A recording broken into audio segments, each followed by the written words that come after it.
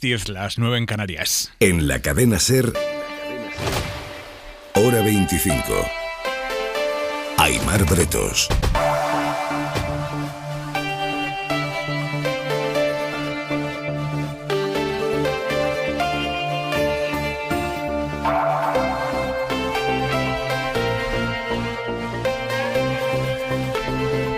Noche intensa de radio e información. Vamos a contarles en unos minutos el pacto al que han llegado hoy los socios de gobierno para cumplir lo que ya pactaron los propios socios de gobierno sobre la reforma laboral. Han vuelto a chapotear hoy en la semántica diciendo que van a derogar la reforma laboral, pero sin concretar hasta dónde alcanza esa supuesta derogación.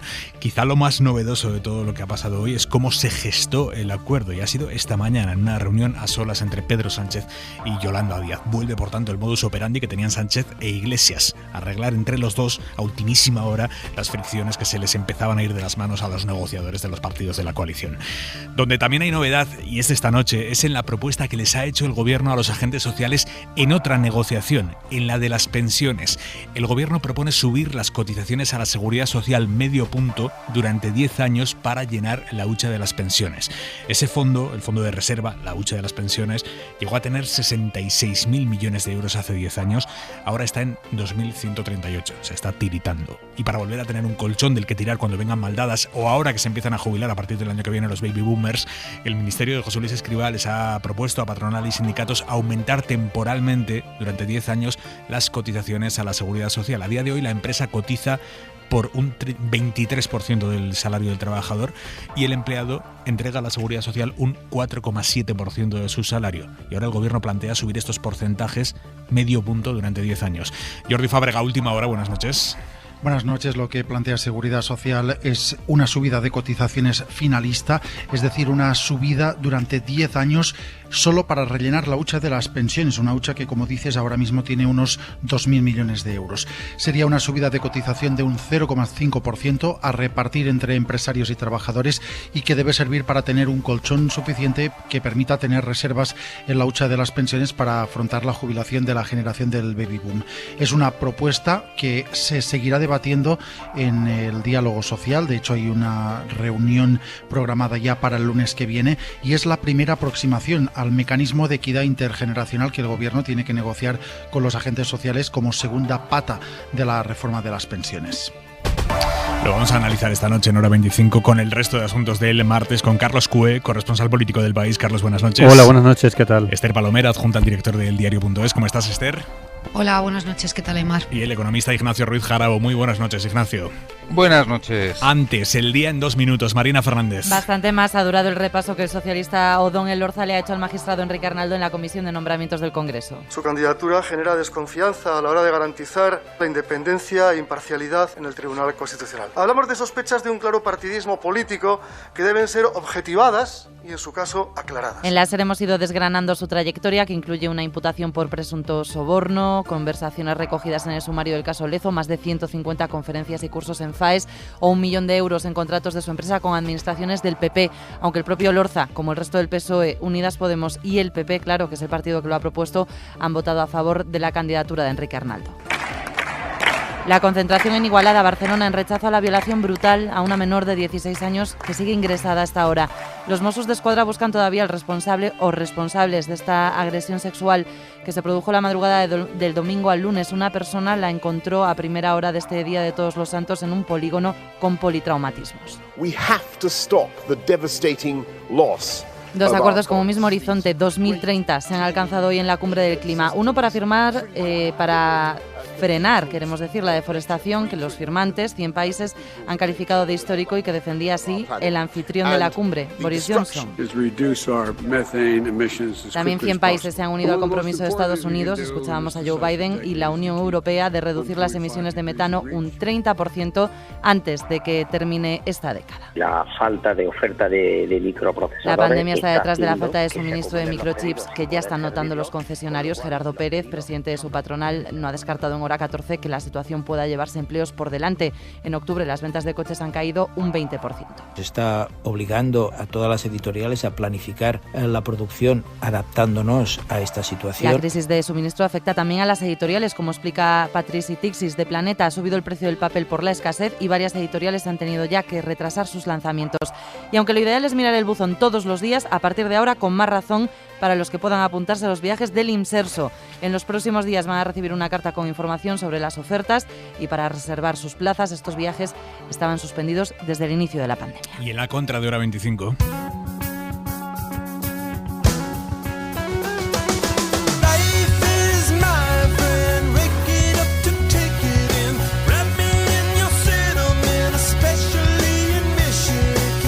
La justicia ha absuelto hoy al fotoperiodista del País, Albert García, al que la Fiscalía acusaba de dar un empujón a un policía antidisturbios y provocarle una herida en un dedo durante las protestas en Barcelona tras la sentencia del Procés en 2019. La Fiscalía pedía para el fotoperiodista del País una multa de 4.800 euros por un delito de atentado contra la autoridad. El propio Albert García, el fotoperiodista del País, y todos los demás periodistas que estaban allí aquella noche han negado insistentemente que García agrediera a la gente y efectivamente el juez lo ha absuelto. Dice de hecho que fue al revés. El policía agarró al fotoperiodista que iba debidamente acreditado. Manuel Javois, buenas noches. ¿Qué tal, Aimar? Buenas noches. ¿Qué te sugiere a ti lo que le ha pasado a tu compañero Albert García? Preocupación, me preocupa. Yo estaba esa noche en Urquinaona y efectivamente hubo cosas muy bestias. Urquinaona es la plaza de Barcelona en la que pasó todo esto. Perdón, efectivamente, donde sucedieron los presuntos hechos. Desde luego, la presunta agresión que finalmente se ha demostrado que no existió. Pero solo lo sabemos ahora porque una versión policial sin pies ni cabeza sostuvo durante todo este tiempo un proceso que ha terminado con un hombre en el banquillo enfrentado a una pena de cárcel. Me preocupa, claro, me preocupa que esta sea una noticia porque se trate de un compañero de profesión, tiene que serlo, pero me preocupa la cantidad de procesos abiertos y sostenidos debido a la sacralización de la versión policial y que afecta a gente que no tiene la fortuna de salir en los medios. Me preocupa que haya policías que sepan que su palabra es casi siempre determinante y actúen en consecuencia. Me preocupa la gente y las familias que hayan pasado una experiencia como la que ha pasado durante todos estos meses Albert García o como la que pasó durante más de 8 años Pablo Alberdi, un chico de Logroño, un activista amenazado con cárcel por versiones policiales que eran contradictorias entre sí y con vídeos y testigos desmintiendo aquello. No existe la palabra de Dios y la palabra de una persona que es policía vale lo mismo que la palabra de una persona que no lo es, y desmentir la palabra de un policía no es desmentir al cuerpo. Desacralicemos eso, no pasa nada si la palabra de un policía en un juicio se pone en duda o si su versión efectivamente no se ajusta con los hechos y hay que abortar el proceso cuanto antes y no mantenerlo artificialmente como se ha mantenido el de Albert García. Javois, buenas noches. Buenas noches, Aimar, chao.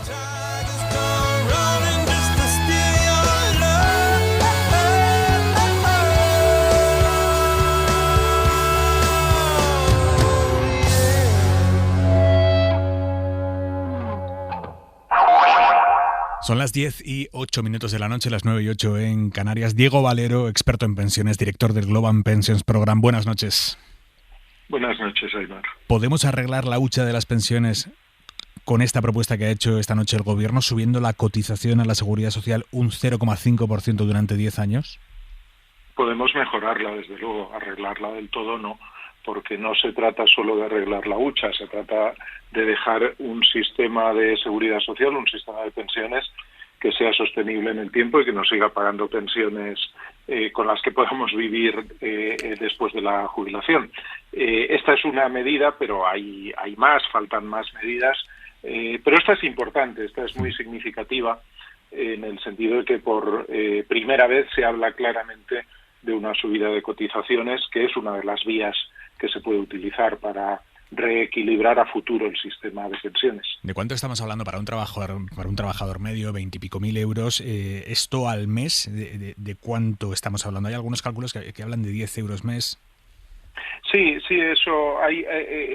La propuesta, obviamente, todavía es una propuesta pendiente de negociación y esto puede dar muchísimas vueltas. No estamos hablando de cantidades que aparentemente sean significativas a nivel individual, más teniendo en cuenta que sobre todo la carga de esto va a recaer en las empresas, no en los trabajadores.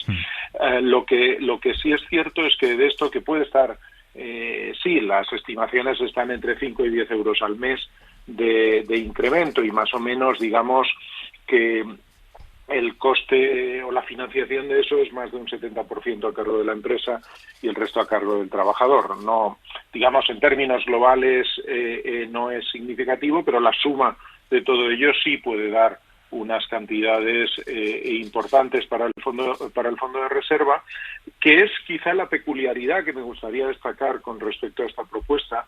No es un aumento de cotizaciones general del sistema para financiar el sistema de forma global, sino un aumento específico para financiar algo que se va a producir sí o sí, que es la jubilación de las personas nacidas a partir de los años 60, los llamados baby boomers, que se acumulan en el tiempo de una forma consistente y con pensiones que van a ser más altas.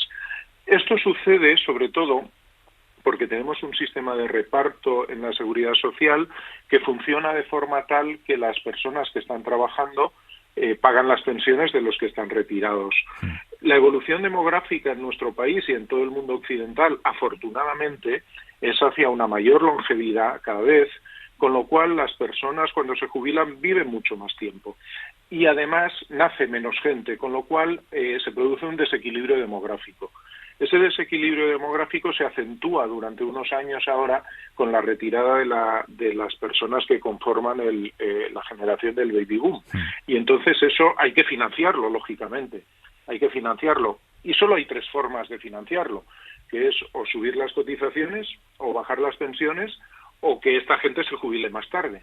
Y probablemente al final utilizaremos una combinación de las tres, ¿no? La que hoy ha aparecido tan claramente es la de aumento de cotizaciones. Pero al final el famoso mecanismo de equidad intergeneracional, el que sea que nos proponga el gobierno y que se negocie con los agentes sociales, va a implicar también ajustes a futuro y control a futuro del sistema para que no se desvíe. Ahora mismo... Solo déjeme apuntar... Sí, perdón. No, dígame. No, solo quería apuntar que las previsiones económicas son que para el año 2050, más o menos, que es cuando se complete el periodo esperado de vida de la generación del baby boom, el coste por pensiones será aproximadamente 4 puntos más del PIB, un 4% más del PIB. Por lo tanto, lo que hay que hacer es financiar ese 4%, ¿no? ¿De cuánto tendría que ser el colchón que del que tenemos que dotarnos? O sea, ¿con cuánto tenemos que llenar la hucha de las pensiones ahora mismo? Tenemos 2.000 y pico millones. ¿Con cuánto tenemos que llenarla para superar con garantías la jubilación de los baby boomers sin que el sistema se nos caiga? Bueno, con tantísimo dinero que no creo que se pueda con un incremento de cotizaciones. Piensen que de pensiones, o sea, lo más que llegamos a tener en el fondo de reserva fueron 60.000 millones. 60.000 millones son hoy en día poco más de 6 meses de paga de la Seguridad Social al año. Las cantidades que se estima que pueden recaudarse con esta medida son del orden de 1.000 millones al año. 1.000 millones al año es muy poquito. Es decir, es una medida que, como digo, junto a otras, contribuye. Esto se trata de sumar pequeños granitos de arena para al final conseguirlo. Realmente las necesidades financieras, si no cambia nada más, son muchísimo mayores y el fondo de reserva tendría que ser un fondo de reserva constituido durante mucho tiempo con aportaciones bastante mayores que las que se plantean. Por eso digo que seguramente habrá otras medidas complementarias para que entre todas podamos tener un sistema que equilibre estas pensiones de los baby boomers. Habrá muchos empresarios esta noche que nos estén escuchando y que estén con los pelos de punta porque dicen lo siguiente es destopar las cotizaciones, destoparlas por arriba, eliminar el tope, porque ahora mismo llegados a un salario tampoco excesivamente alto, llegados a un salario, a partir de ahí todo lo que cobra el trabajador sigue pagando la misma cotización, ¿no? Eso no sube, es el tope de la cotización y eso se ha planteado ya en varias ocasiones y esto va a salir y se va a volver a poner en la mesa, eliminar esos topes, destopar las cotizaciones y esto, claro, los empresarios dicen, a mí me hace un roto enorme. Por supuesto, sí, porque efectivamente ese tope no es muy alto, es algo más de 40.000 euros al año y no es tan alto hoy en día para nuestra estructura salarial. Destopar las cotizaciones a la Seguridad Social tiene un problema además de equidad, porque si se destopan las cotizaciones y no se destopa la pensión máxima, o no crece en la misma proporción. Yo cotizo mucho más, pero después la pensión que me va a recibir sí que está topada. Claro, con lo cual esto no deja de ser un cierto incentivo a una situación como esta. Podría llegar a ser un incentivo a que no se hagan bien las cosas, a que haya un cierto fraude, a que quien pueda buscar otros sistemas lo evite el reconocimiento de estos salarios, o evite estas cosas y busque otras vías.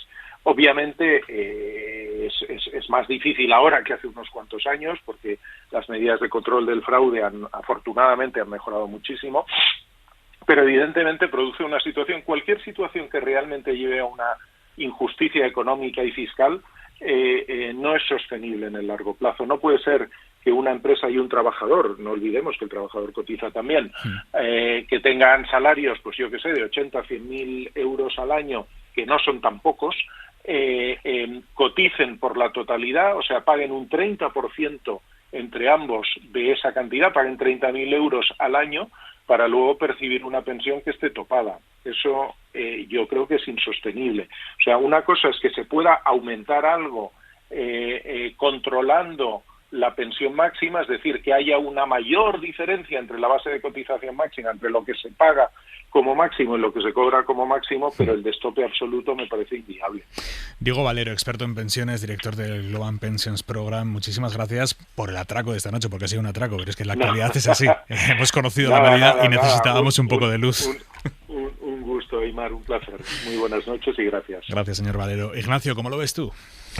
Pues la verdad, es difícil añadir algo a lo que ha dicho el experto, pero estamos en un drama, y es que es un problema que, como todos los problemas estructurales, este país no se ha atrevido a resolver, como el tema de la dependencia energética o la diferenciación de género o la discriminación de género en la sucesión a la jefatura del Estado, ¿no? Vamos a ver. En España está prohibido los juegos piramidales de carácter financiero. Está prohibido, ¿no? Y de hecho ha habido un caso relativamente hace pocos años, el de Fórum Filatécnico, que acabó efectivamente con los responsables condenados.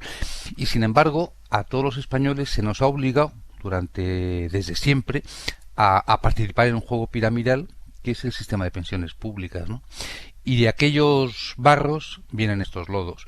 Y lo ha explicado muy bien al final el experto. Es decir, el sistema no es sostenible en su actual configuración, no es sostenible, se diga lo que se diga, y para lograr la sostenibilidad, pues las tres patas que le ha dicho, y las tres son malas. Aumentar ingresos, que es lo que van a hacer ahora a corto plazo con esa primera medida, que sí, reducirá la falta de sostenibilidad del sistema, pero a costa de aumentar lo que se llama la brecha fiscal o diferencia entre el gasto de personal para una empresa de emplear a alguien y el salario líquido que recibe el empleado. Brecha fiscal que España es el país de la Unión Europea que la tiene más alta y que al final se convierte en un hándicap para el empleo, ¿no? Y las otras alternativas que ha dicho él pues también son malas, evidentemente. Reducir las pensiones nadie lo quiere, y prolongar la edad de jubilación pues sabemos que es muy poco político, ¿no? Pero insisto, hay tres soluciones, las tres malas, porque hay un problema que no se ha querido solucionar desde hace décadas. Políticamente, Palomera, el de las pensiones es un asunto medular. Bueno, un asunto medular y que además afecta electoralmente a aquel gobierno que tome medidas que resulten impopulares. Yo creo, como Ignacio, que el experto que has entrevistado lo ha explicado con absoluta nitidez, y además yo creo que él ha dicho que es la primera vez que se habla con absoluta claridad de un incremento de las cotizaciones, pero es verdad que se habla de esta vía después de que hace unos meses el ministro Escrivá tuviese que rectificar sus palabras apuntando las otras dos soluciones para esta generación del baby boom, que era la de la rebaja de las pensiones o la del retraso en la edad de jubilación, y que motivó una rectificación urgente al día siguiente. Cualquier decisión que se tome y que afecte directamente a la nómina de los trabajadores va a ser muy impopular. benditos aquellos tiempos en que el Pacto de Toledo y los debates políticos sobre las pensiones se sacaron de la arena movediza de la lucha partidista, ¿no? Me temo que esto va a seguir siendo así durante muchos años y que cualquier decisión que adopte el gobierno va a ser durísimamente criticada por la oposición y puede suponer un coste electoral. Porque es verdad que, siendo esta la del aumento de las cotizaciones repartidas entre el empresario y el trabajador, quizá la menos lesiva para los intereses de la generación del baby boom, también puede preguntarse la generación del baby boom, que siendo una generación que empezó a trabajar a los 20 y no como ahora que se empieza a trabajar mucho más tarde a los 30 y tiene 10 años más cotizados, tiene que cargar con el peso de este agujero en la seguridad social. En todo caso, es un parche, como bien ha dicho el experto al que has entrevistado, porque esta medida por sí sola no soluciona el agujero que tiene en este momento el fondo de la seguridad social. Y a mí me gustaría que en algún momento se empezara a hablar, además de los recortes, de las subidas de las cotizaciones y del retraso en la edad de jubilación, que se empiece a hablar de las subidas de los salarios. Porque a mayores salarios, mayores cotizaciones, mayores desembolsos al fondo de la seguridad social. Por lo tanto, este es un debate que habrá que abrir también en algún momento, ¿no? Efectivamente, este es el punto. Yo, desde luego, no sé si es un parche, pero evidentemente, como ha explicado el experto, no resuelve todo, pero sí es verdad que es un asunto que no afecta directamente a los intereses electorales del gobierno, porque quien se va a poner, y lo estamos viendo esta noche, pero lo veremos mañana, quien se va a poner enfrente sobre todo es la patronal. Con quien tiene un problema es la patronal, que es un problema político y más en plena negociación de la reforma laboral, que como hemos visto hoy, hablaremos luego supongo, el gobierno insiste en que quiere tener a los empresarios ahí, pues esto lo pone un poco difícil, porque evidentemente los empresarios se van a molestar por esta decisión porque son los que más les toca. Pero antes decía Ruiz Jarabo, hay 3 soluciones, las 3 son malas, pero efectivamente, como decía ahora antes Palomera, hay una cuarta solución que evidentemente es más difícil y más de fondo, pero que es que haya más gente trabajando y con mejores salarios, que es lo que pasó la última vez, que yo lo recuerdo bien, porque estaba estudiando la carrera y se hablaba muchísimo cuando yo estudiaba la carrera de que las pensiones, ya estos discursos de ahora, ya se hablaba muchísimo, las pensiones son insostenibles, el sistema va a quebrar, lo dijo incluso el ministro de Economía de entonces, que era Pedro Solbes, y lo llegó a decir. Y resulta que no solo no fueron insostenibles, sino que se consiguió llegar a una hucha, que ahora nos la hemos comido prácticamente entera, pero tuvimos una hucha espectacular de las pensiones. ¿Por qué?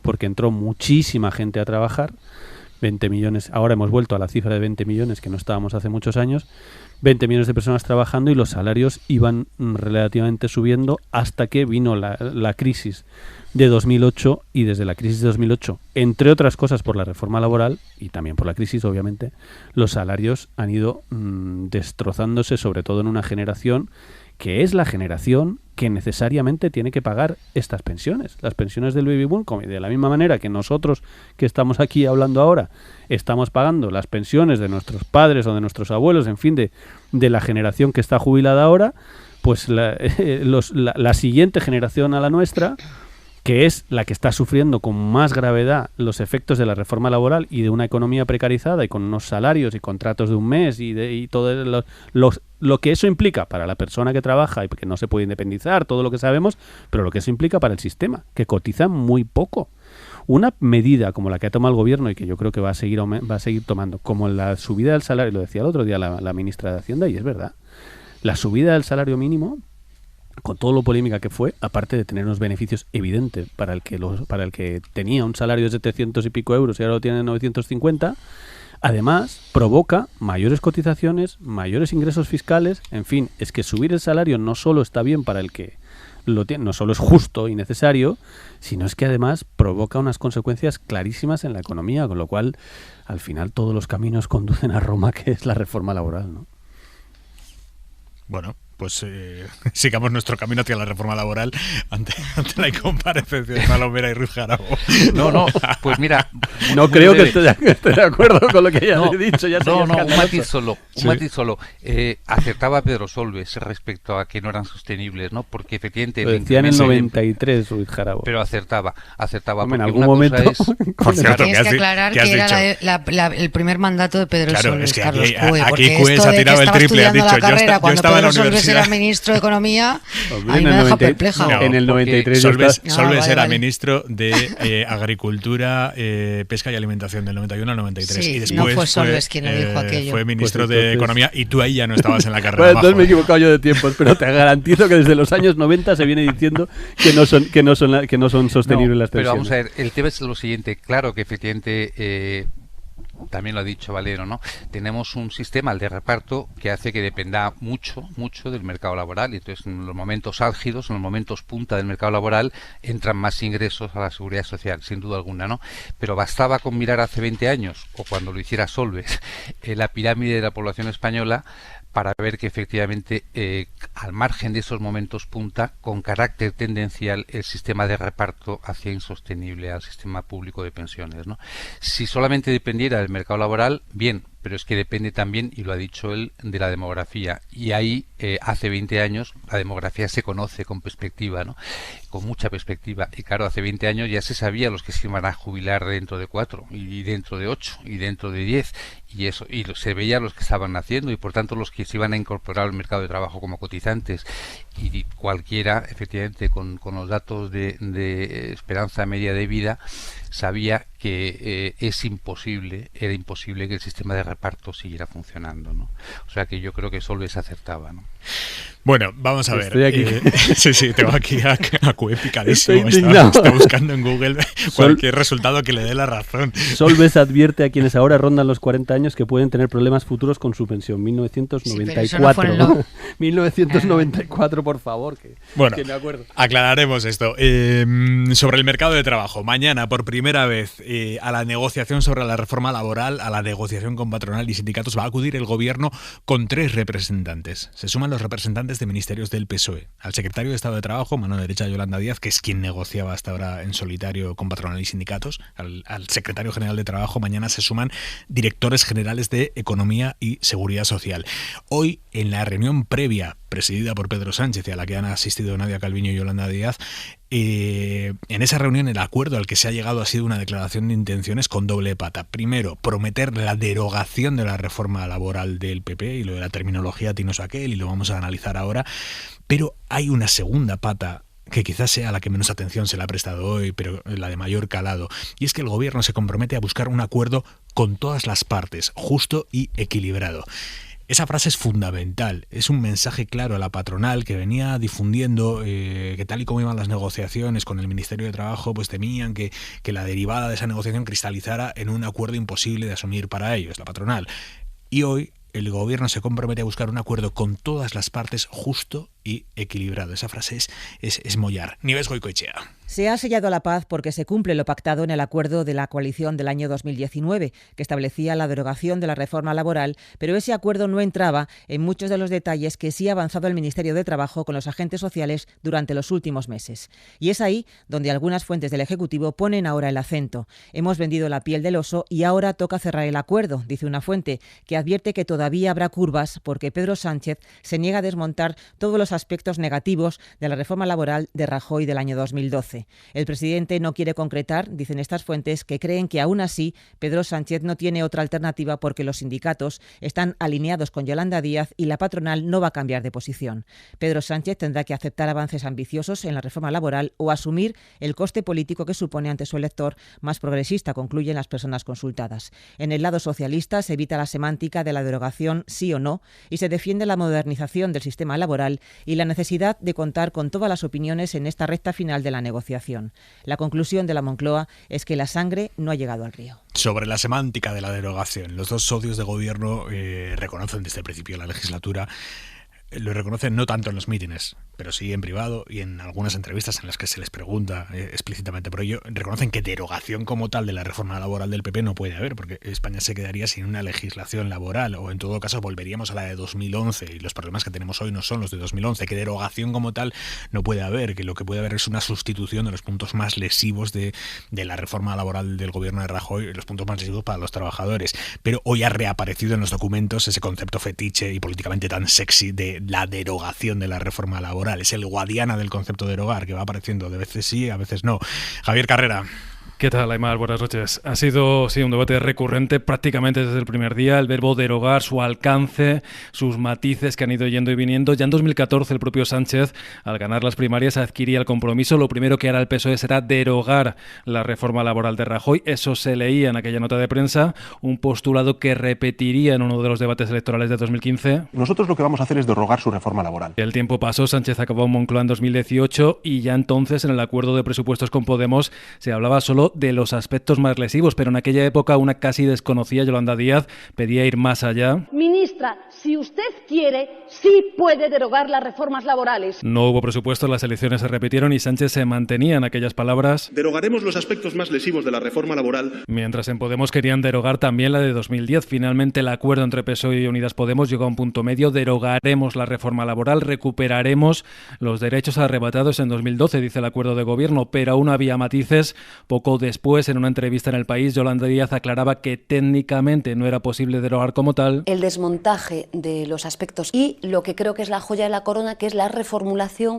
del Estatuto del Trabajo. Un embrollo que daría otra vuelta de tuerca en mayo de 2020, cuando PSOE, Podemos y Bildu firmaron un acuerdo para derogar íntegramente la reforma. La queja socialista dejó el texto de nuevo en los aspectos más lesivos ante la advertencia del entonces vicepresidente. Pacta sunt servanda. En el acuerdo de Unidas Podemos con el PSOE no se habla de derogación parcial. Mientras Nadia Calviño, reacia a usar esa palabra, prefería otros términos. Sería absurdo y contraproducente abrir un debate de esta naturaleza. Tras unos meses en los que el debate parecía enterrado, los roces entre los socios lo ponían de nuevo en el foco, con Sánchez en el Congreso del PSOE apostando por derogar sin usar la palabra. Poniendo punto y final a leyes como la ley Mordaza, como la reforma laboral del Partido Popular. Y con Díaz en el de Comisiones Obreras recuperando la literalidad. Vamos a derogar la reforma laboral a pesar de todas las resistencias. Veremos, Aymar, cuál será finalmente la palabra elegida el día de su presentación. De momento, y así ha vuelto a aparecer el concepto de derogar. En el acuerdo figura el compromiso de derogar la reforma en los términos pactados en el pacto de gobierno.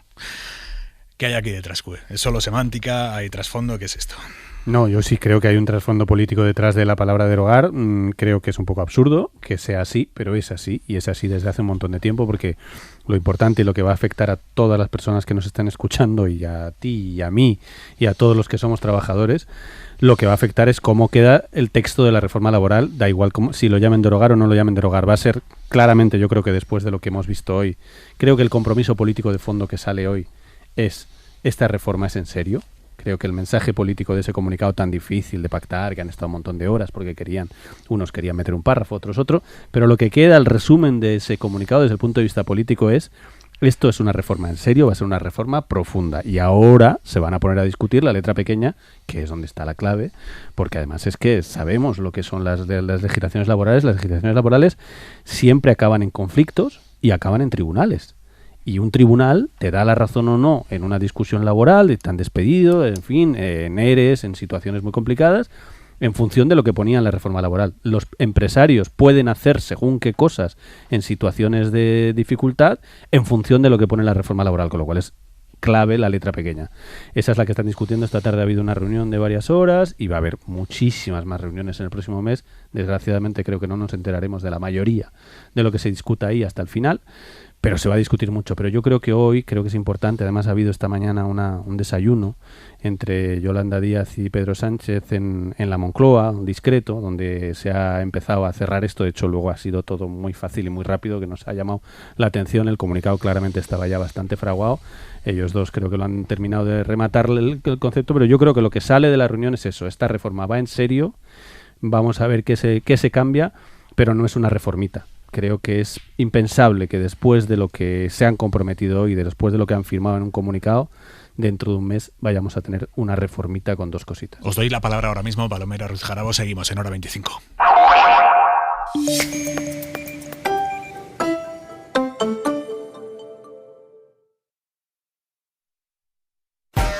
Únete a la Comunidad 25. Síguenos en Twitter en @hora25. ¿Tienes miedo al dentista? ¿Sufres con tu boca? En Dental Corbella somos líderes en implantología avanzada. Tus dientes fijos en una sola sesión, incluso en casos de poco hueso. Además, sin enterarte de nada, con la sedación monitorizada. 4 clínicas en Madrid. Pide cita en dentalcorbella.com o en el 91 111 75 75. Una noche escuchas esto en El Larguero y sabes por qué Kiko está en nuestro equipo. Antes de echar a un entrenador, los presidentes siempre consultan a los pesos pesados. ¿Eso es cierto o es mentira? Nosotros en Boadilla hicimos una votación. Pues que esto, bueno, sí, ya. Se puede contar. Está prescrito, ¿no, Alvarito? Pero... Hicisteis una votación para que no echaran a uno. No, una votación si querían que lo echasen o no, macho. Sí. Y entonces todo metiendo un papelito. ¡Ostras! Sí, en Boadilla del Monte. Entonces, pues uno, ¿queréis que eche? Sí, no, sí. ¿no? ¿Y se respetó la mayoría? Y después, por la noche, en un programa de radio, ¿sí? 16, sí, y tope, no. Se había filtrado. El Larguero, el mejor equipo de la radio deportiva con la dirección de Manu Carreño. Cadena SER. Bajo un puente, en un ascensor, corriendo o durante una tormenta.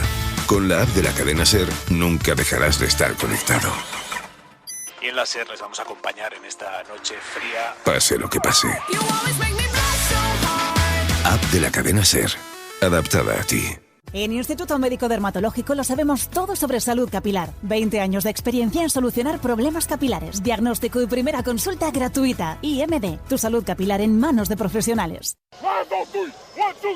Vive la emoción del fútbol americano en la SER. ¿Qué os pasa? 100 yardas, tu podcast de fútbol americano. Actuáis como si nunca hubierais jugado al fútbol. Esos tíos no valen nada. Respiran igual que nosotros. Sudan igual que nosotros. Sigue con nosotros todo lo que pasa en la NFL. Apuesta en nuestra quiniela. Entrenan 2 veces al día. Nosotros entrenamos 2 veces al día con 40 grados. Entérate de todas las novedades. Disfruta de una nueva entrega cada martes desde las 6 de la tarde, las 5 en Canarias. Quiero que os llevéis por delante todo lo que se mueva, incluso los árbitros. Entra en la aplicación de la cadena SER, en iTunes y en iVoox, y anota un touchdown. Mientras que muchos quieren ver la vida de color de rosa, cuando se trata del alquiler todos buscan el naranja. El naranja de la puntualidad del cobro de la renta, el de la morosidad cero, el de la calidad de servicio, el naranja de Alquiler Seguro. Si quieres ver la vida de color naranja, entra en alquilerseguro.es. Alquiler Seguro, el color del alquiler.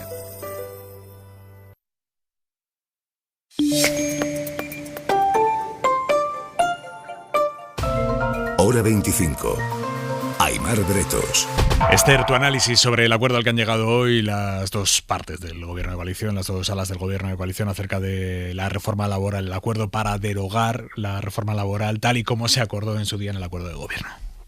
Bueno, yo creo que tenemos que salirnos de la semántica que ellos utilizan y del enredo en el que nos han metido a todos desde hace una semana, porque yo no tengo duda de que la reforma laboral se va a derogar. No, por supuesto, en su totalidad, porque como bien ha reconocido hace ya mucho tiempo la parte minoritaria del Gobierno y la propia Ministra de Trabajo, técnicamente la derogación total no es viable.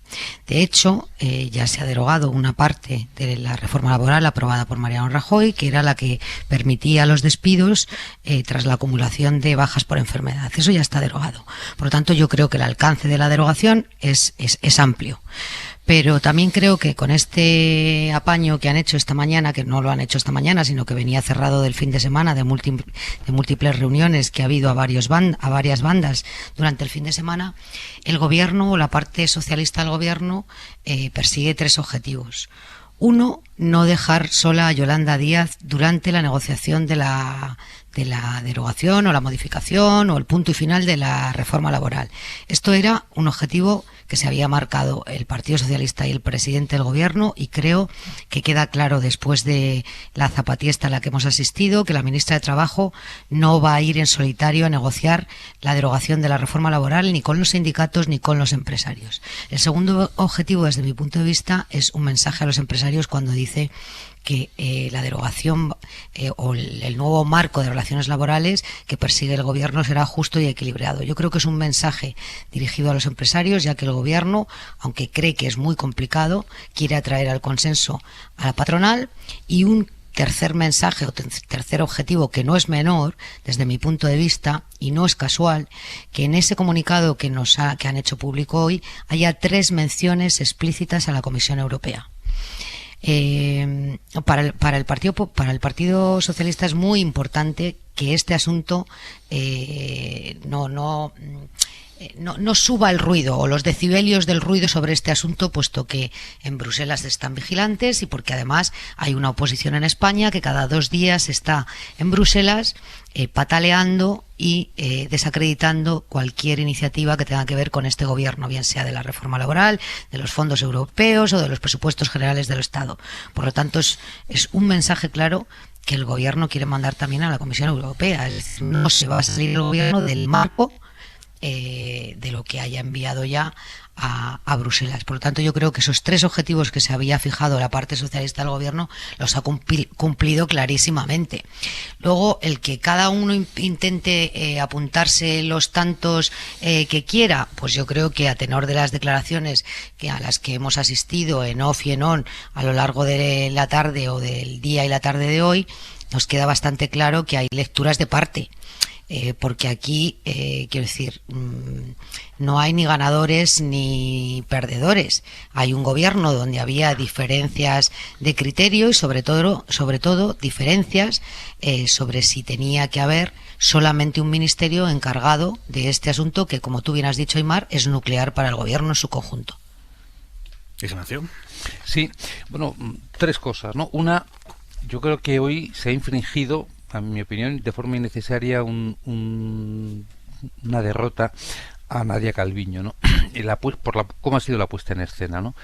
Es decir, que tras una disputa, yo creo que real, entre las 2 áreas del gobierno, pero capitaneadas por las 2 vicepresidentas, primera y segunda, el empate, vamos a llamarla así, se haya producido entre Yolanda Díaz y Pedro Sánchez, pues es haber dejado un poco a Nadia Calviño a un lado, ¿no? No sé si era necesario, no sé si ha sido imposición del sector de Podemos, pero desde luego Nadia Calviño ha quedado un poquitín, en mi opinión, desairada, ¿no? Por cierto, déjame meter la cuña. Calviño mañana en Hoy por Hoy con Ángeles a las 9 de la mañana.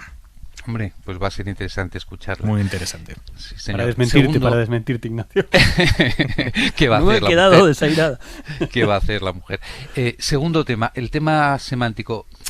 Vamos a ver, es verdad, se ha convertido en un tótem estos días y de forma un poco absurda, porque fijaros que se puede modificar solo un 10% de lo que hizo de la reforma del 2012, modificar solo un 10% y legalmente ser una derogación, con tal de que haya una nueva ley que contemple todos los temas que se quieran contemplar, manteniendo el 90% de lo que se hizo en 2012, cambiando solo un 10%, y sin embargo, en su disposición derogatoria, deroga a la ley anterior.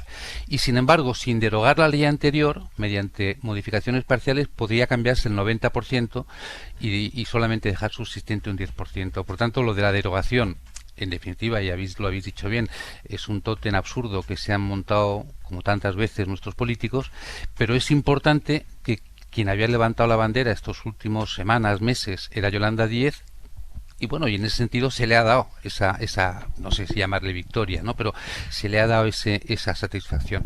Y luego respecto al fondo del asunto, porque de verdad derogar o no, insisto, la técnica legislativa permite hacer las 2 cosas que he dicho, lo importante es cuánto va a cambiar. De lo que cambió en el 2012, cuánto se va a descambiar o cuánto se va a regular de forma diferente, ¿no? Y yo ahí estoy con Carlos, yo creo que va a ser un cambio importante, porque si no Yolanda Díaz entiendo que no habría entrado al empate, ¿no? Luego yo creo que va a ser un cambio importante. Yo leyendo el comunicado creo que solamente se nos ha dicho una cosa que va a cambiar, lo demás son declaración de intenciones razonables y compartibles en general, ¿no? ¿Quién no está porque aumente el empleo gracias a la reforma? ¿Quién no está porque disminuya la precariedad y la temporalidad? Bien, la única pista para mí muy clara que se nos ha dado es cuando habla el gobierno en el comunicado de crear herramientas equilibradas en la negociación colectiva. Para mí está anunciando ya que va a volver a dar prevalencia a los convenios de sector frente a los convenios de empresa. Ahí han ganado los sindicatos, que evidentemente para ellos era una bandera fundamental. No, ahí ganamos los trabajadores. Bueno, pero era para mí los sindicatos, porque evidentemente la estructura de las organizaciones sindicales se ve reforzada, aumenta su poder y aumenta su capacidad de influencia, ¿no? A partir de ahí, ¿tú crees que ganáis los trabajadores? Yo, como estoy ya jubilado, pues no soy destinatario solidario eres, de esas Ignacio, batallas. Seguro que tienes muchos familiares trabajadores. Y muchos hijos. Para empezar mis hijos, efectivamente. No, pero quiero decir que eso ya es un tema más subjetivo, que es mejor o no. Es decir, de todas formas, varias opiniones, ¿no? Colegir de esa frase que eso está cerrado, me parece que es un tanto generoso, ¿eh? No digo que no vaya a ser finalmente así, pero yo de esa expresión no sacaría la conclusión de que eso está completamente cerrado. Fíjate, Esther, que dice negociación colectiva, no cabe hablar de otra cosa, está hablando de los convenios, y cuando dice que hace falta, es que quiere decir que ahora no lo hay. Y cuando dice herramientas equilibradas, es, bueno, pues efectivamente cambiar el actual equilibrio, yo creo. ¿Sabéis lo que dice, perdón, el acuerdo de gobierno, que también está en ese comunicado, se cita como un marco de referencia? El acuerdo de gobierno es aún más claro. El de hace 2 años dice: derogaremos la prioridad aplicativa de los convenios de empresa sobre los convenios sectoriales. Lo que pasa es que lo que se está discutiendo ahora, yo creo que el fondo va a ser ese, como dice Ruiz Jarabo, pero lo que se está discutiendo ahora, y ahora entrar en la línea pequeña, son las excepciones a ese marco general. El descuelgue. ¿Cuándo se puede, en qué circunstancias una empresa puede apelar y decir, bueno, pero tenemos aquí un acuerdo en la empresa, en este sector particular en el que me permite bajar los salarios, que al final es de lo que estamos hablando, bajarle los salarios a mis trabajadores de un pacto que tengo con los trabajadores y bajárselos por debajo del convenio de sector? Bueno, más que un pacto, tendría que basarse en las condiciones económicas, técnicas, organizativas y de producción. Sí, no, justificando, por eso digo que las excepciones estará un poco, pero vamos a ver qué excepciones ponen, porque esto es evidente y lo admiten hasta la patronal. Esto ha permitido unos abusos brutales en unas bajadas de salario salvajes en sectores, porque ha habido sectores que lo han pasado muy mal en España, pero ha habido otros que no. Y han tenido igualmente bajadas de salarios salvajes en muchos sitios y sobre todo nuevas contrataciones, que esta es la forma de bajar salarios también brutal en España.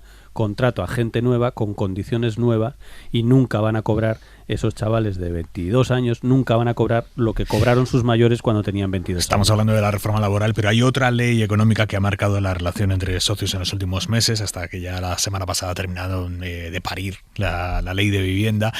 Mientras esa ley llega al Congreso y se tramita, que va a ser otro parto, y entra en vigor y se aplican los larguísimos plazos que prevé la propia ley, el imposible que es para muchas familias buscar un piso digno en algunas principales ciudades en España se sigue complicando, hasta el punto de que cada vez son más las inmobiliarias que están empezando a pedir a los aspirantes a inquilinos que escriban cartas de motivación, como las que piden en algunos procesos de selección de trabajos, cartas de motivación, contando por qué quieres ese piso, qué te sugiere ese piso, por qué tú eres el mejor para ese piso. Una carta que se suma, obviamente, y eso de suyo, a la nómina, al contrato de trabajo que tienes que presentar, a los avales bancarios, en algunos casos una lista cada vez más larga. Uriol Soler. Ya es habitual que para alquilar un piso nos pidan nóminas, contratos, un seguro de impago, que nos pregunten si tenemos mascotas o incluso nos exijan demostrar cierto patrimonio. Ahora muchas inmobiliarias van un paso más allá y piden también una carta de motivación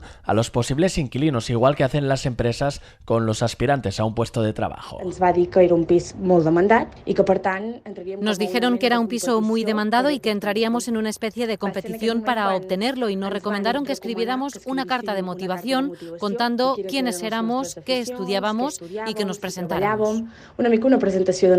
Es María, una chica que contaba así su experiencia. Los propietarios argumentan que eso lo hacen para saber a qué tipo de persona meten en su piso, pero el Sindicato de Inquilinos de Cataluña advierte que esto es una puerta abierta a las discriminaciones.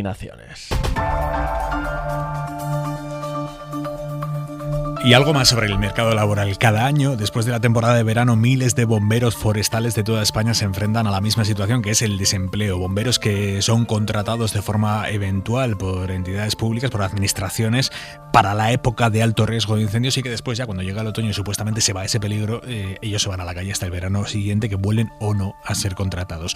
Hoy es 2 de noviembre y eso quiere decir que hoy ha sido el primer día laborable en el que Juan Ramos, bombero forestal del Servicio de Extinción de Incendios Forestales de Andalucía, no ha ido a trabajar al que hasta ahora ha sido su puesto. Juan, buenas noches. Hola, buenas noches, Aymar. ¿Tú has has trabajado del 1 de junio hasta el 31 de octubre. ¿Cómo es esto? ¿Esto es muy habitual en vuestro sector, el que las administraciones públicas contraten a los bomberos solo para los incendios forestales, solo para el verano? Sí, es bastante habitual. En el caso nuestro somos bomberos forestales eventuales. Esto lo que significa es que se nos contrata, por ejemplo, en el caso andaluz, desde el 1 de junio hasta el 15 de octubre. Este año, por las circunstancias climatológicas excepcionales, se ha alargado la campaña 2 semanitas más. Una vez que termina esa campaña de alto riesgo, somos despedidos, somos un desempleado más y el año que viene tenemos que volver a intentar entrar en el dispositivo. ¿Cuánto llevas así tú, Carlos? Juan, perdóname. Sí. ¿Cuánto llevas así? Ay, disculpa. Pues mira, en mi caso personal llevo 4 campañas, 4 años. Yo soy de los novatillos. Hay compañeros y compañeras que llevan encadenando esta situación de temporalidad fraudulenta más de 10 años. Y tenemos gente con 13 campañas, 12, 13 campañas así. Te llamaba por error, Carlos, porque se me estaba viniendo a la cabeza el caso de Carlos, el bombero que murió en el incendio de Sierra Bermeja de este año, que ya también llevaba encadenando bastantes campañas en esta situación de precariedad total.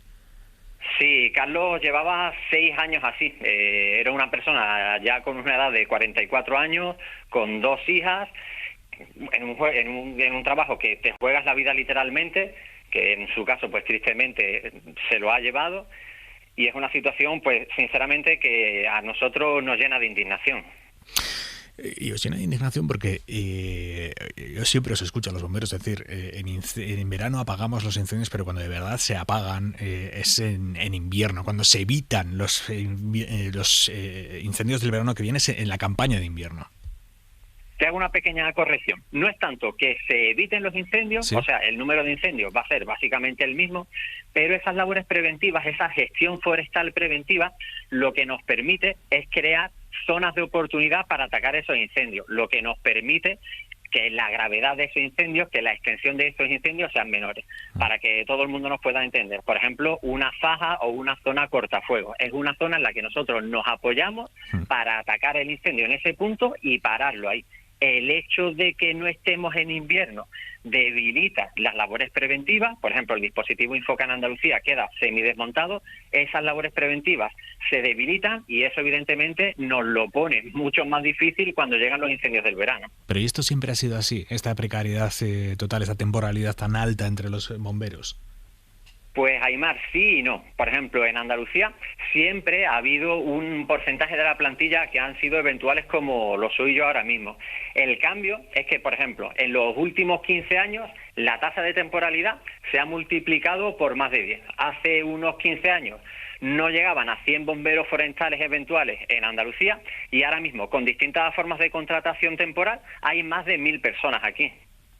Y ahora un bombero que ha estado trabajando del 1 de junio hasta el 31 de octubre y que aspira a volver a ser bombero forestal el 1 de junio del año que viene, ¿qué hace estos meses? ¿A qué se dedica?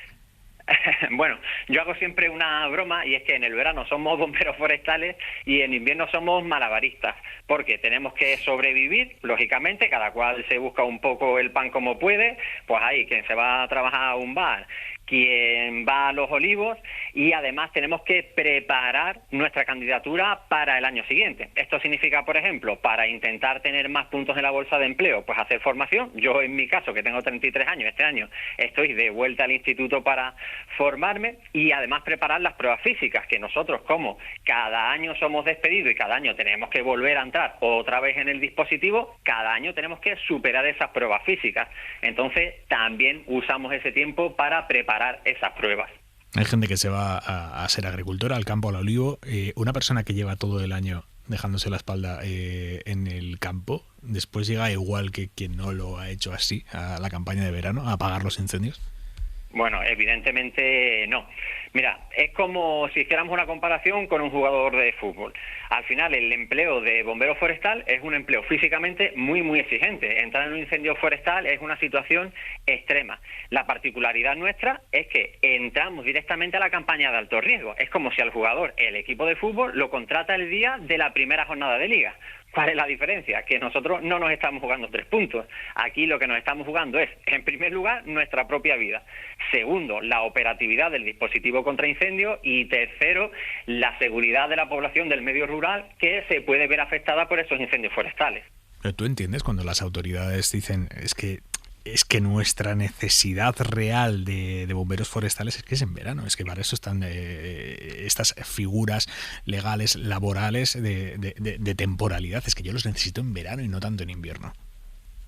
Bueno, en verano es cuando más incendios hay, pero en primer lugar, lo que hemos dicho, las labores preventivas son esenciales para que luego en verano podamos atacar con efectividad los incendios. Segundo, todo lo que hemos hablado de la profesionalidad, de la profesionalización del servicio que prestamos. Es decir, preparación, formación, adiestramiento, preparación física, todo esto es una labor que tenemos que hacer en invierno. Y no nos olvidemos que los bomberos y bomberas forestales también acudimos a otro tipo de emergencias, no solo trabajamos en incendios. Sin ir más lejos, ahora mismo que estamos hablando, los compañeros de Canarias, en este caso de la BRIF, están trabajando en el volcán de La Palma. O, por ejemplo, en Filomena también trabajamos, desapariciones, inundaciones, etcétera, etcétera. Todas esas labores que deberíamos estar haciendo en verano, o sea, en invierno, disculpa, se pierden ya que somos despedidas y los dispositivos quedan, pues lo dicho, a medio gas. Esto que me estás contando sucede en Andalucía, que es vuestro caso, pero sucede en el resto de España también. Sí, totalmente. Incluso en Andalucía tenemos hasta una ventaja. Infoca es un dispositivo 100% público, pero en buena parte de las comunidades autónomas el dispositivo está privatizado parcial o totalmente.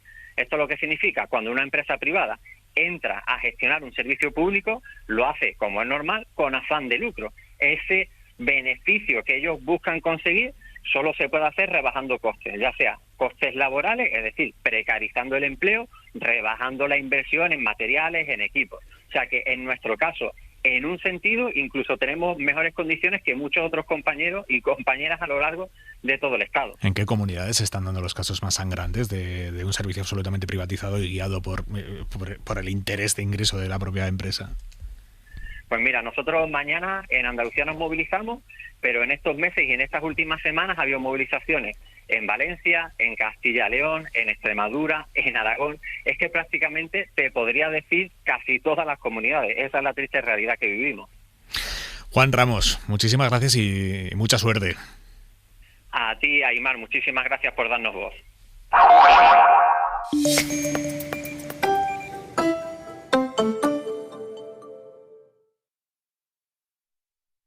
En Residencias Orpea sabemos que cada mayor es diferente y necesita unos cuidados concretos. Por eso en Orpea contamos con unidades especializadas para que cada uno reciba los cuidados que necesita, con menús adaptados de elaboración propia, con terapias y programas específicos para mantener sus capacidades. Residencias Orpea, cuidamos de lo que más importa. Visítenos en nuestros 23 centros en Madrid y en orpea.es. ¿Sabes qué permisos debes solicitar para reformar tu vivienda o negocio? Acude siempre a un arquitecto técnico o aparejador colegiados. Los expertos en tramitación, documentación técnica e inspección de edificios. Solicita tu técnico en aparejadoresmadrid.es. Colegio de Aparejadores y Arquitectos Técnicos de Madrid. Las cosas bien hechas. El humor está en la SER. Bajo la ventanilla y se oye en la radio la mítica bocina de Berto. ¡Au! Exacto. Ahora le meto... ¿Sabes que le puedo meter fantasía? El seco es... Pero puede ser... Ah, muy bien. Me gusta. Sí, me ha gustado.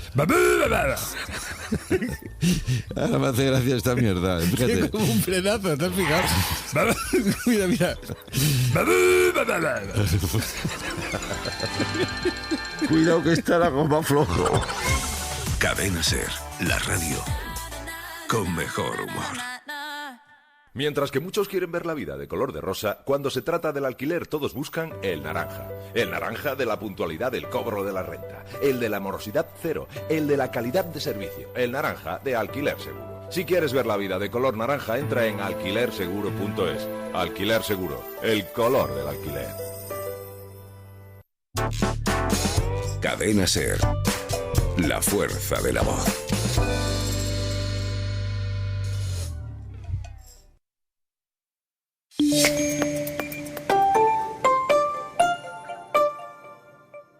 ¿Tuviste un pato amarillo de goma? El pato Lucas, el pato Donald, mamá pato, el pato laqueado, el pato a la naranja. ¿Te gustan los patos? ¿Alguna vez tuviste un patito como animal de compañía? ¡El patoso de las pistas! ¿En qué eres un auténtico patoso? Eres fea, Lourdes. Muy fea. ¿Te has sentido el patito feo? Esa cero a la izquierda jamás podrá ser bonita. ¿Eres un patito feo que se convirtió en cisne? Ya puedes dejarnos tus mensajes de voz en el WhatsApp del programa. El 681-016731. Esta noche, El Faro Pato en la SER. El Faro, con Mara Torres. Cadena SER. Sofá Sonoro, con Alfonso Cardenal.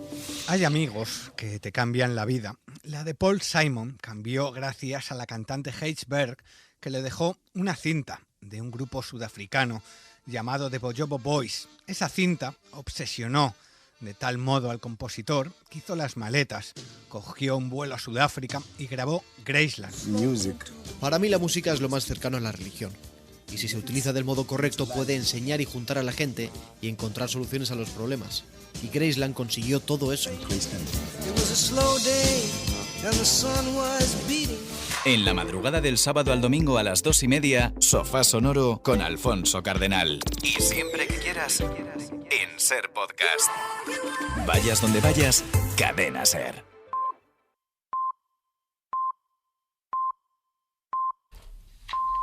De la noche, 10 en Canarias. En la Cadena SER, hora 25. Aimar Bretos. Y se incorporan a esta hora los oyentes que han estado siguiendo Carrusel de Champions. Manu Carreño, buenas noches. Hola Aimar, ¿qué tal? Empezamos el larguero hoy con los partidos de Champions. Ha habido dos buenas noticias para el Barça, que ha ganado al Dinamo de Kiev 0-1. Ha marcado, adivina quién, Ansu Fati, el de siempre, a la espera de que se cierre el contrato de Xavi. Acaba de terminar el partido, viajará a expedición de la directiva del Barça a Qatar para que, hoy ha estado Sergi Barjuan de interino en el banquillo, se cierre mañana definitivamente la contratación de Xavi Hernández. El Barça queda segundo en su grupo. Victoria importante también del Villarreal, que ha ganado su partido en casa al Young Boys 1-0. Se pone líder de grupo empatado con el United. Líder de grupo el Villarreal, pasó de gigante para estar en la siguiente ronda. Y por último, la mala noticia, muy mala diría yo, la derrota del Sevilla en casa, que ha empezado ganando 1-0 al Lille, ha perdido 1-2 y ahora mismo es último de grupo, en el grupo en el que están Salzburgo, Lille y Wolfsburgo por delante, a las 11:30 más. En el larguero, a las 11:30. Hasta ahora, Manu. Y empezamos a cerrar este martes 2 de noviembre, Marina Fernández. Con los vuelos suspendidos en La Palma también mañana por la ceniza del volcán. Las aulas van a seguir además cerradas en 5 municipios. Las clases van a tener que ser telemáticas en los colegios e institutos. Mañana se publican los datos del paro de octubre y la ministra de Economía, Nadia Calviño, va a estar aquí en Hoy por Hoy a la misma hora a la que solemos conocerlos, a las 9 de la mañana. Después hay debate importante en el Congreso, el de las enmiendas a la totalidad de los presupuestos. Las 7 que han presentado partidos como el PP, Vox o Ciudadanos van a salir rechazadas gracias al acuerdo en el último minuto del Gobierno con el PNV y Esquerra, que allana, ¿no?, el trámite parlamentario de los presupuestos para 2022. Y también para el año que viene... Rosalía ha anunciado un nuevo disco con un vídeo musical. Ayer escuchamos aquí el All I Want for Christmas Is You, así que esto no está mal. Bueno, un vídeo musical de apenas unos segundos que ha publicado en Twitter para anunciar este álbum, Motomami 2022, dice el rótulo final. El anuncio, que evidentemente no ha llegado ni va a llegar, es el que varios miembros y seguidores de QAnon están esperando hoy, concentrados en Dallas, en la ciudad en la que fue asesinado el presidente Kennedy. Creen de verdad que el hijo de Kennedy, JFK Jr., que lleva muerto 22 años, va a reaparecer, va a resucitar hoy para anunciar un ticket electoral para 2024. Adivinen, pues sí, con Donald Trump. Hay que recordar que QAnon es un movimiento de los que estuvieron implicados en el asalto al Capitolio de enero y, entre otras teorías descabelladas, ellos creen que un grupo de pedófilos, adoradores de Satanás, manejan los hilos del mundo, así que... Un grupo de políticos pedófilos y desde una pizzería de Washington. Es el origen de esta teoría. Jordi Carbo, buenas noches. Buenas noches. ¿La ropa para mañana, Jordi? Más abrigo todavía. Para que nos hagamos una idea, en gran parte del interior peninsular las máximas mañana apenas superarán los 10 grados y las heladas, no tanto esta noche como las próximas, se irán extendiendo también por la mayor parte de las poblaciones del interior de la península. Pero es que incluso en el Mediterráneo, ya mañana mismo y los próximos días, las temperaturas máximas, las más altas, apenas se acercarán a los 20 grados. A esto hay que añadir viento fuerte, que acentuará esta sensación de ambiente frío. Mucha precaución, sobre todo en carreteras cercanas al Mediterráneo. Algunas rachas pueden llegar a los 80 kilómetros por hora. También precipitaciones, especialmente en el Cantábrico, durante la noche en cualquier punto del país, pero mañana quedarán concentradas en el Cantábrico. Y vamos a tener, Jordi, las primeras nevadas en puertos de montaña. La verdad es que sí, ya mentalidad de conducción de invierno, cadenas, ruedas de contacto, lo que mejor os vaya, porque especial atención las próximas horas en aquellos puertos que separan, por ejemplo, Asturias y Cantabria de Castilla y León, así como en los Pirineos, que es donde la cota de nieve se puede situar por debajo de los 1.500 metros. Carbó, hasta mañana. Buenas noches. Y antes de seguir adelante, Íñigo Sastre, ¿cómo estás? Buenas noches, Aimar, con esta musiquita ya relajándonos poquito a poco y a puntito de finalizar el día. Si te cuesta conciliar el sueño, prueba EPA+ Sleep Care Melatonina Balance. Contiene ashwagandha, que ayuda a lidiar con el estrés del día, y 1,98 miligramos de melatonina. Se ha demostrado que 1 miligramo de melatonina ayuda a reducir el tiempo necesario para conciliar el sueño. Te tomas un comprimido ahora, media hora antes de ir a la cama, y lo notarás. Para dormirte, melatonina EPA+. Llegar puntual a cualquier sitio es fácil. Pagar menos por el seguro de tu moto es muy fácil. Vente a la Mutua con tu seguro de moto y te bajamos su precio sea cual sea. Llama al 91 555 5555. 91 555 5555. Mutueros, bienvenidos. Esto es muy fácil. Esto es la Mutua. Condiciones en Mutua.es. Está lloviendo y te quedas en casa. Decides cocinar unas cookies caseras mientras te bebes un refresco. Reciclas la lata en el cubo amarillo para que se transforme en un molde para alguien que está pensando en cocinar un pastel de chocolate, mientras se bebe un refresco, y recicla la lata en el cubo amarillo para que se transforme en un molde para alguien que está pensando en cocinar un pastel de chocolate, mientras se bebe un refresco. En la economía circular, cuando reciclas, los residuos se convierten en nuevos recursos. Reduce, reutiliza, recicla. Ecoembes. Oye, ¿qué haces? Pues aquí, rascando, esquiando, viajando, navegando. Vamos, aquí, disfrutando mucho. Rascas multiplicador de la ONCE. Multiplica tu premio y podrás ganar al instante hasta 500.000 euros. Gánalo rápido y disfrútalo mucho.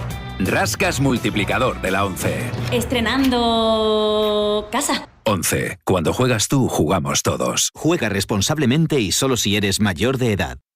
Cada año, 1.500 personas fallecen en España por cáncer oral. Si tienes más de 45 años, participa en nuestra campaña. Entra en canceroral.es y solicita revisión gratuita en una de las clínicas dentales inscritas. Vigila tu boca. Es un mensaje del Consejo General de Dentistas y la Fundación Dental Española.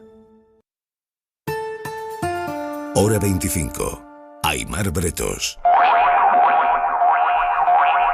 El Congreso ha avalado hoy, con los votos a favor del PP, pero también de PSOE y Unidas Podemos, un paquete de nuevos magistrados para el Tribunal Constitucional que incluye a Enrique Arnaldo, candidato propuesto por el Partido Popular y aceptado por los dos partidos que forman el gobierno de coalición. Aceptado porque lo han votado. Merece la pena escuchar íntegramente la defensa que ha hecho de sí mismo hoy Enrique Arnaldo, una defensa de sí mismo y de la imparcialidad que tiene que tener un candidato a magistrado del Constitucional. La imparcialidad de un magistrado del Tribunal Constitucional es un inexcusable presupuesto para el legítimo ejercicio de las funciones que la Carta Magna les atribuye. Iría incluso más allá. Tan importante como la imparcialidad es la apariencia de imparcialidad. Este futuro magistrado del Tribunal Constitucional que defiende la imparcialidad y la apariencia de imparcialidad de los magistrados del TC es un hombre que participó en decenas de conferencias, cursos, ponencias de la Fundación FAES, que es el laboratorio de ideas del PP, y es un hombre que ha hecho un suculento negocio recibiendo a través de su bufete multitud de contratos de administraciones gobernadas por el PP. Solo de 2003 a 2008, solo en esos 5 años, y todo lo que nos abrimos, el despacho propiedad de Arnaldo facturó casi 1 millón de euros, 979.000 euros a ayuntamientos del PP, diputaciones del PP y comunidades gobernadas por el PP. Y la gran mayoría de contratos públicos eran menores, o sea, contratos que no hace falta que pasen por un concurso público, sino que la administración te lo puede adjudicar directamente a alguien en concreto. Pero ha dicho hoy Arnaldo: yo no estoy sujeto a ninguna dependencia, ni orgánica, ni funcional, ni objetiva, ni subjetiva. Soy y me siento plenamente independiente, sin condicionamientos, ni equipajes ni peajes. Ese futuro magistrado del Constitucional que propuso el PP y PSOE y Podemos han aceptado y que hoy se reivindicaba como un hombre sin dependencias, ni siquiera subjetivas, ni equipajes, ni peajes, ni condicionamientos, ese hombre aparece en el sumario del caso Lezo hablando con Ignacio González, cuando González ya sabía que lo estaban investigando por el caso Ático, y hablan los dos de las maniobras para colocar a tal o cual fiscal al frente de la Fiscalía General del Estado. Le dice Ignacio González a Arnaldo: ¿estarás ahí moviéndote como corresponde? Y responde Arnaldo: estoy moviéndome para que el nuevo que sustituya a esta señora sea bueno. Eso figura en el sumario de un caso de corrupción, en el sumario del caso Lezo. Pero dice hoy Arnaldo: nunca he recibido instrucción alguna de ningún partido y, evidentemente, ni la aceptaría ni la aceptaré. Tampoco explica Arnaldo por qué su bufete pagó supuestamente 31.320 euros al expresidente de Baleares, Jaume Matas, del PP, después de que el gobierno autonómico de Matas le adjudicara varios encargos. El juez investigó si había delito, imputó al propio Arnaldo en el caso de corrupción Palma Arena. El caso se archivó, hubo indicios que no pudieron acreditarse y otros prescribieron. Pasó demasiado tiempo y prescribió. El juez tuvo que dar carpetazo al asunto. En ese caso, como ha ido desvelando el periodista de la cadena SER, Miguel Ángel Campos, hay emails sugerentes de Arnaldo a Jaume Matas, Matas que terminaría condenado por corrupción. Y le dice Arnaldo en uno de esos mails: cuéntame lo de Panamá. ¿Qué era lo de Panamá? Nunca lo sabremos. Lo que sí sabemos es que Panamá era un paraíso fiscal. Ese mail es de 2008. En 2009, un año después, Arnaldo hizo negocios con un señor que después supimos era el testaferro de Eduardo Zaplana, exministro y expresidente valenciano del PP. Lo supimos porque lo ha contado él, el señor este.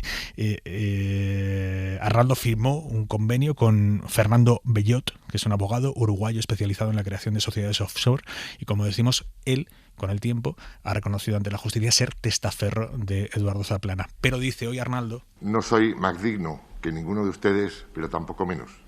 No soy más honrado que ninguno de ustedes, pero tampoco menos. Este hombre, Enrique Arnaldo, va a ser magistrado del Constitucional porque el PP lo propuso y el gobierno lo aceptó. Se planteaba en su día, nos planteaban, bueno, su conexión con la órbita PP le obligará a abstenerse cada vez que llegue al Pleno un asunto que afecte al PP. Bueno, él ha dado ya a entender hoy que no tiene ninguna intención de abstenerse en nada. Así que Arnaldo será próximo magistrado del Constitucional y ante esto, pues lo que dice él mismo. La imparcialidad de un magistrado del Tribunal Constitucional es un inexcusable presupuesto para el legítimo ejercicio de las funciones que la Carta Magna les atribuye. Iría incluso más allá.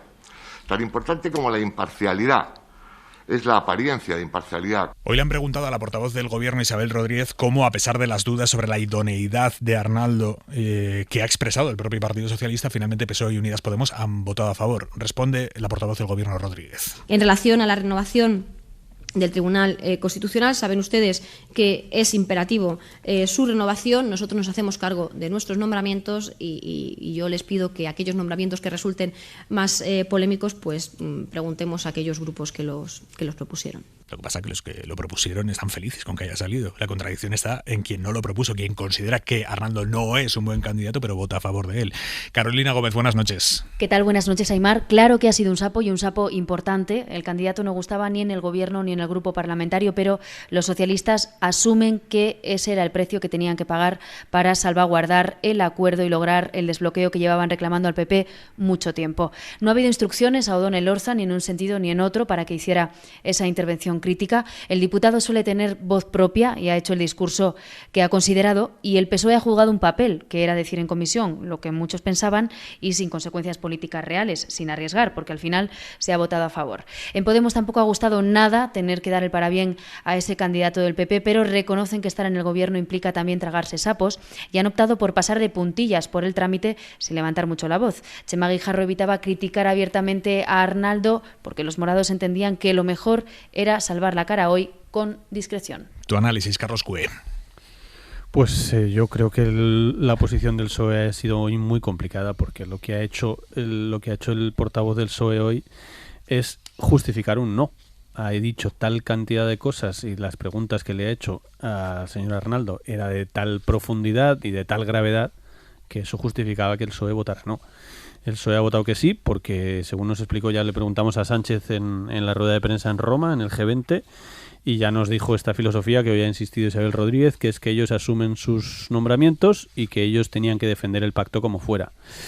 Pero, hombre, por una parte es el PSOE tragándose un sapo enorme, que yo creo que perjudica a las instituciones, y por otra parte el PP, con la cantidad de magistrados y de juristas conservadores que hay en este país, que son una amplia mayoría, de verdad no tenía a ningún candidato con una trayectoria un poco mejor.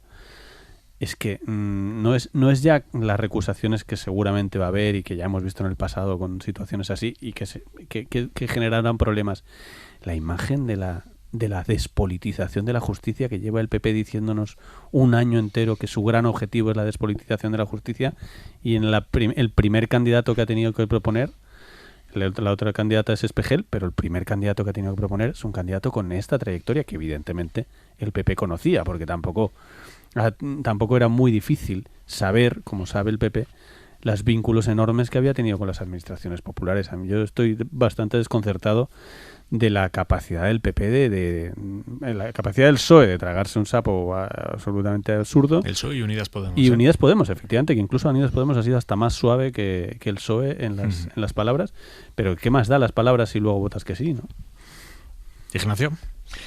Bueno, yo creo que la referencia a Panamá que habéis comentado no lo habéis entendido, ¿eh? Yo creo que se refería al sombrero de paja que ha sido icónico en los últimos 3 decenios, ¿no? Y de los que se habla mucho entre políticos, sí. Sí, efectivamente. Pues cuéntame lo de Panamá, seguro que no por eso, sí. Yo creo que el problema viene de raíz. Vamos a ver, requisitos para ser nombrado magistral del Constitucional. Pues según nuestra Constitución es ser magistrado, juez, fiscal, catedrático o abogado con 15 años de ejercicio profesional. Pro. Eso sí, falta el requisito más difícil, que te proponga un partido y que te acepte el otro. Ese es el auténtico requisito que hay que pasar para ser magistrado del Constitucional, ¿no? Lo otro, pues habrá miles de españoles o decenas de miles que lo cumplan, ¿no? Ese es el problema, es decir, que realmente no hay un sistema de verdad de filtros que garantice que los nombramientos nos dejen a todos tranquilos, y especialmente a Carlos Cue, que estén tranquilo, y lo comparto, Carlos, no es ironía malsana, lo comparto, ¿no?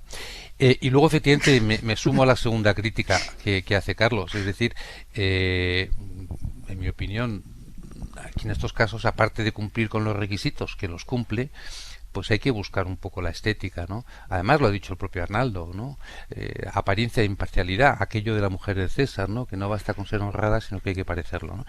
Y mal, por tanto, quien habiendo podido elegir entre muchos ha elegido a alguien, bueno, que cuando menos suscita dudas, pero mal e incomprensible también el que tras aceptarlo después quiere lavar un poco la cara con una intervención crítica, ¿no?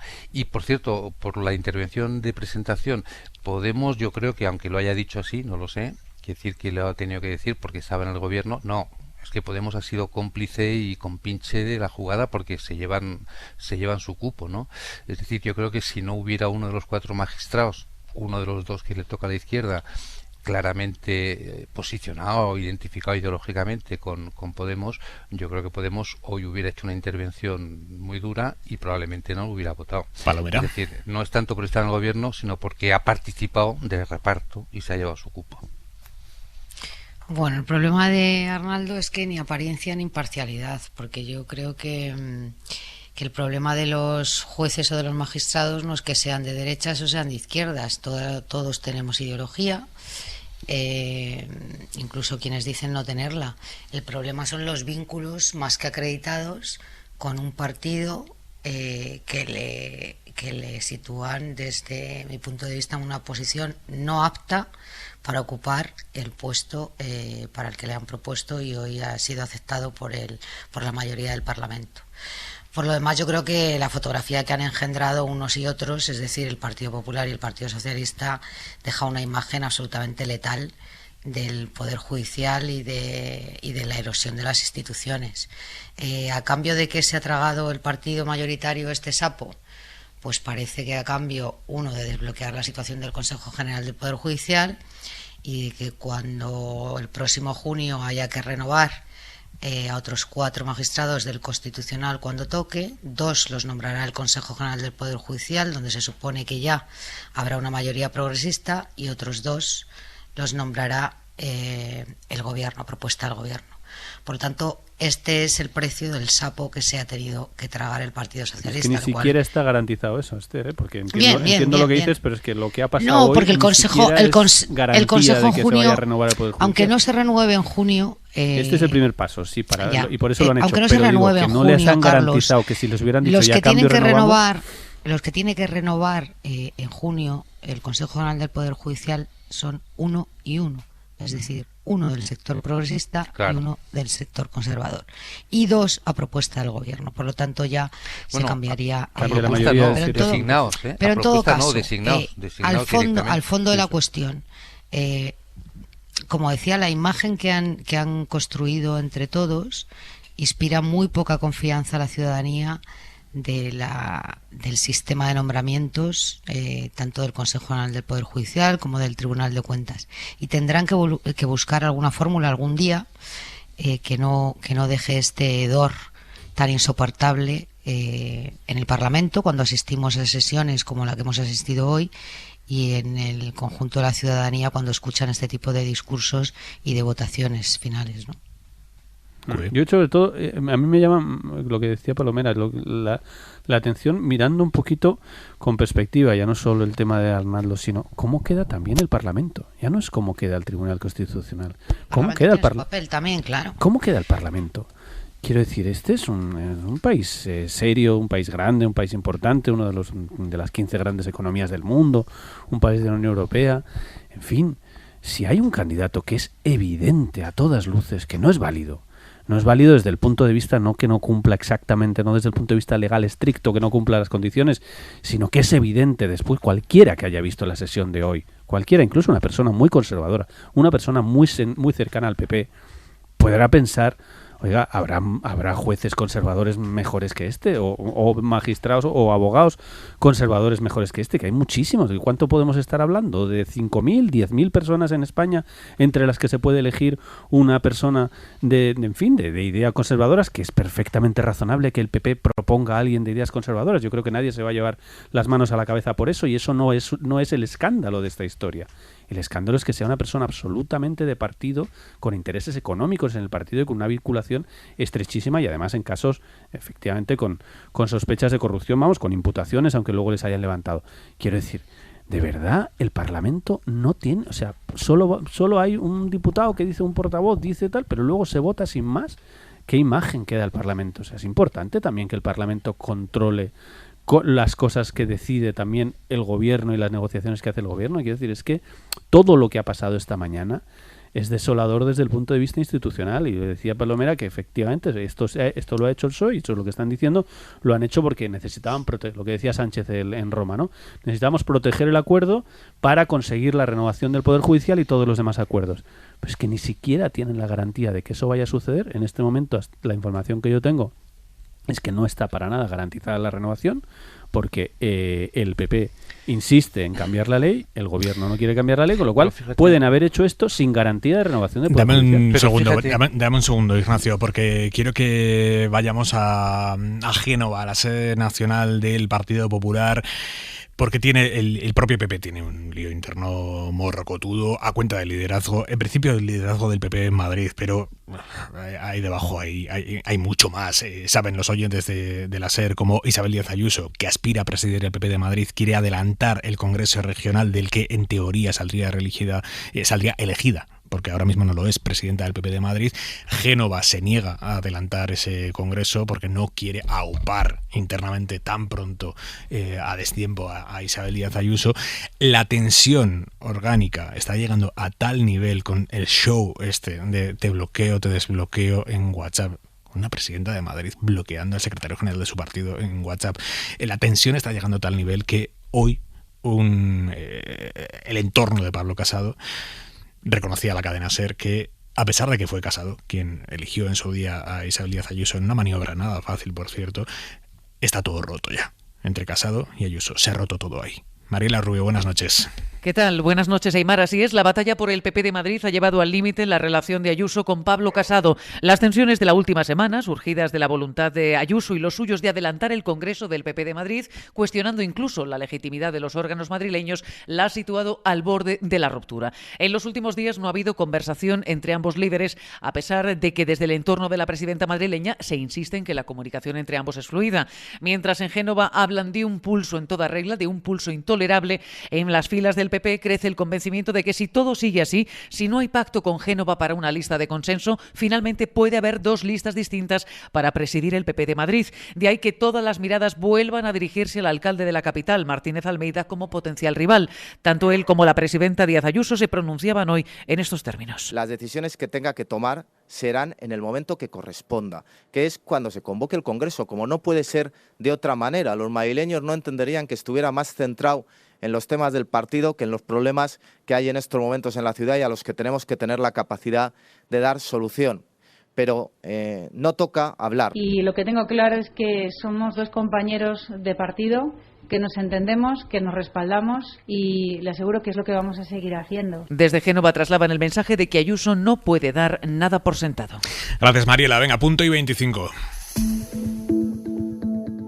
Joaquín Estefanía. Dos películas. Hay dos películas que reflejan con nitidez los cambios en el mercado de trabajo en las últimas 2 décadas, ambas dirigidas por la misma persona, Fernando León de Ananoa, y protagonizadas por el mismo actor, Javier Bardem. Los lunes al sol, estrenada en 2002 y repuesta recientemente en la televisión, es un contraplano del Buen Patrón, que está en las salas de cine. En la primera se muestra la emocionante solidaridad de un grupo de perdedores de la reconversión industrial y de la deslocalización de un astillero en busca de salarios más bajos. En El Buen Patrón no es tan importante la lucha individual de un despedido en una mediana empresa de la periferia de una ciudad de provincias mientras sus compañeros siguen trabajando indiferentes. Lo significativo se desplaza a la figura del empresario, que ha heredado el negocio, que se cree por encima del bien y del mal y que utiliza su pequeño poder para arreglar los problemas llamando al alcalde o al director del periódico local. Los negociadores de la reforma laboral deberían ver, antes de sentarse, las dos películas y comparar. Punto y 25. Manu Carreño, Ansu Fati, salvador del Barça en Kiev. Sí, no sé si les ilusiona más a los azulgrana, a los culés, Ansu Fati o la llegada de Xavi Hernández, ahora lo vamos a hablar, pero hay que hablar también de las... Está encarriladísimo lo de Xavi. Sí, está encarriladísimo. Se ha puesto un poco, digamos, digno el jeque, el dueño del Al-Sadd, diciendo viene aquí Joan Laporta para negociar conmigo o no. Él le gusta que negocien cuanto más alto mejor. Dudaba entre Joan Laporta o el presidente de la Generalitat o la alcaldesa de Barcelona, pero creo que con Joan Laporta les puede valer. Ha dicho Joan Laporta que no piensa ir, así que a ver si les vale con Rafa Juste, que es el vicepresidente, con Miguel Juste, que es el vicepresidente, y con Mateo Alemany.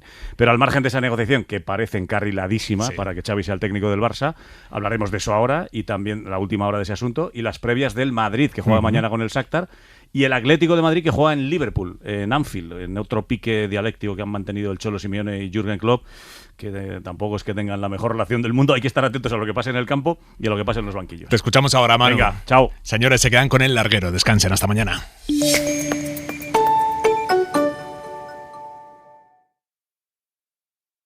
Radio Madrid. Cadena SER. Solo tenemos un planeta y una manera de salvarlo, reduciendo nuestra huella de carbono. Por eso, Wombat te ofrece energía net cero, luz y gas sin emisiones de CO2. Y todo a un precio de otro planeta para que no te vuelvas loco con las tarifas y las horas. Te esperamos en wombat.com. Wombat, tu compañía de luz y gas, con W y W. ¿Es por el fumet que dicen que es el mejor, por los cocineros, por la atención, por el ambiente? La verdad es que siempre se ha dicho que el mejor arroz de la capital se sirve en St. James. Reservas stjames.com. ¿Hay mejores arroces en Madrid? St. James. Sofá Sonoro, con Alfonso Cardenal. En ese momento en el que el grunge gobernaba el mundo, Aerosmith, una banda ya veterana, asaltó las listas de éxito con su 10º disco de estudio, un álbum que fue un éxito comercial tremendo y que tuvo también un impacto inmenso en esa generación que ya descubría la música a través de los canales musicales de la televisión. En la madrugada del sábado al domingo a las 2:30, Sofá Sonoro con Alfonso Cardenal. Y siempre que quieras, en SER Podcast. Vayas donde vayas, Cadena SER. Vuelven los abonos del Teatro Real. Esta temporada podrás elegir entre una gran selección de abonos y precios para que disfrutes de La Bohème, Las Bodas de Fígaro, El Ocaso de los Dioses, Nabucco y mucho más. Ya a la venta en teatroreal.es. Abónate al Real y vive una temporada única. Hola, Jaime. Hola, Lucía, ¿qué tal? ¿Cuántos años sin verte? Oye, qué buen aspecto tienes, tú siempre con ese pelazo. Porque tomo Capilar con biotina de Fitogreen. Siempre confío en lo más natural. ¿Capilar qué? Capilar con biotina de Fitogreen. Solo lo encuentras en los centros de la Ventana Natural y tiene la garantía de Laboratorios Insadiet. En Murprotect estamos cerca de ti, con un equipo de profesionales a tu lado para eliminar de forma definitiva las humedades y mejorar la calidad del aire. En estos momentos lanzamos ayudas directas en apoyo a los hogares, familias y empresas para toda la Comunidad de Madrid. Avanzar juntos nos hace únicos. Llámanos al 930 1130 o accede a murprotect.es. ¿Te suena esto? ¿Verdad? En tu futuro profesional debes ser capaz de encontrar soluciones. Actualiza tus competencias en el primer Salón Internacional de la Formación para el Empleo. Formando Futuro, los mejores agentes formativos. Lo último en tecnología e innovación. Palacio Municipal de IFEMA Madrid del 16 al 18 de noviembre. Entrada gratuita. formandofuturo.fundae.es. Tú te informas en la SER. Y al día siguiente va a perrear a la cadena SER diciendo que es la más moderna. Experta en perreo solo cuando vengo a la SER, eso sí que es verdad. Ellos y ellas también. Yo soy el político neoliberal. Me gusta ir a las fiestas del Banco Central.